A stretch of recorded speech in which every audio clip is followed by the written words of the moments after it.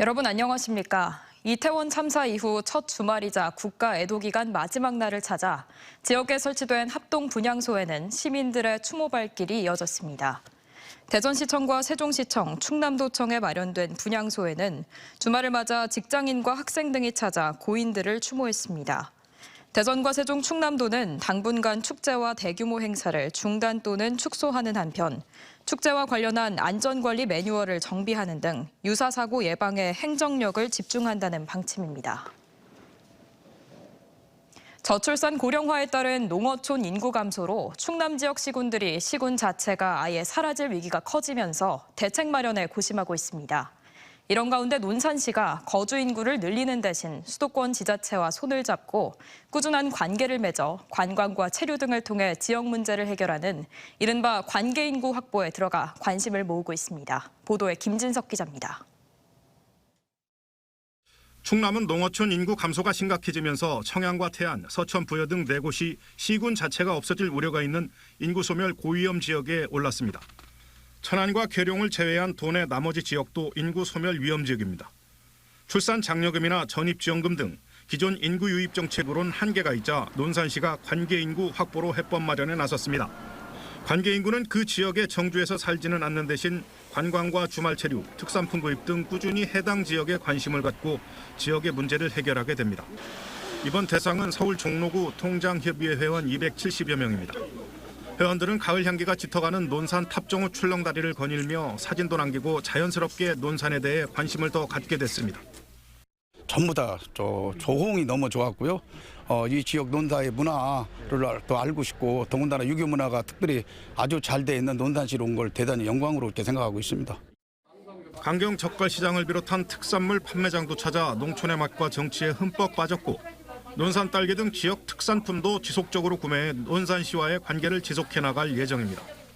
서울 올라가기 전에 이곳 강경시장이 우리나라의 3대 시장 중에 하나라고 들었습니다. 그래서 젓갈을 많이 사가지고 서울로 지금 올라가려고 하고 있습니다. 논산시는 수도권 출향민을 대상으로 관계 인구를 늘리고 사이버 등록증 발급과 지역 관광지 이용 편의 제공 등에 적극 나서기로 했습니다. 이번 방문이 한 번에 그치는 것이 아니라 지속적으로 관계를 계속 이어나가서 도농이 함께 지역 소멸을 대응해 나가는 좋은 계기가 되기를 희망하고 있습니다.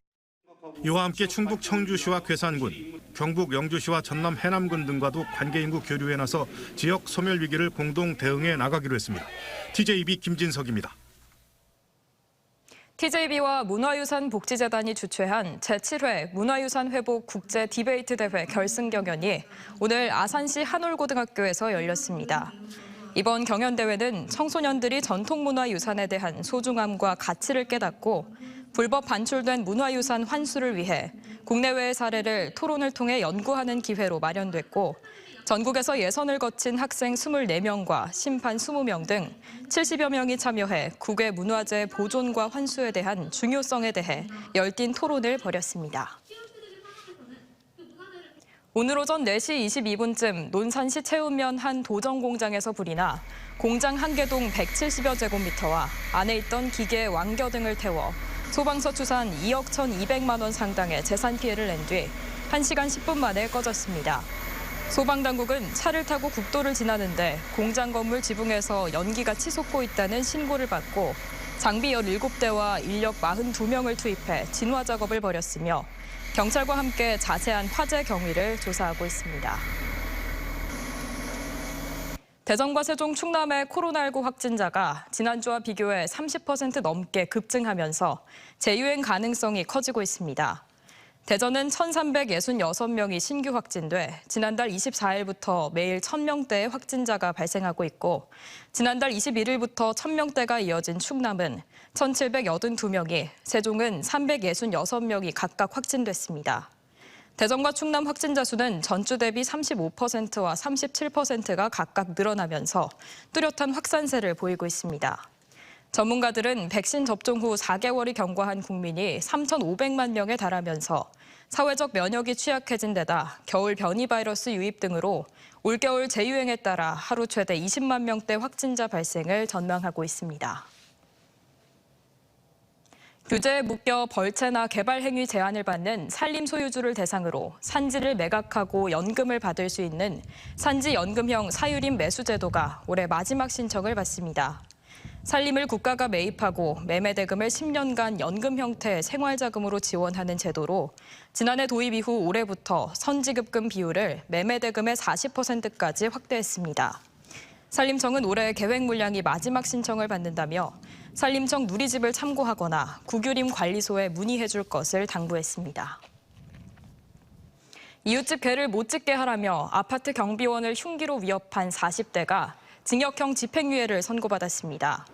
대전지법 김성률 판사는 대전 중구의 한 아파트에서 이웃집 개가 짖는 소리에 잠이 깼다며 흉기를 들고 50대 경비원에게 찾아가 한 번만 더 개가 짖으면 가만두지 않겠다고 협박한 혐의로 기소된 42살 A씨에게 징역 1년에 집행유예 2년을 선고했습니다. 지인과 술을 마시다 예전에 들었던 욕설이 생각난다며 흉기로 찌른 50대 남성이 상고를 포기하며 징역 3년이 확정됐습니다.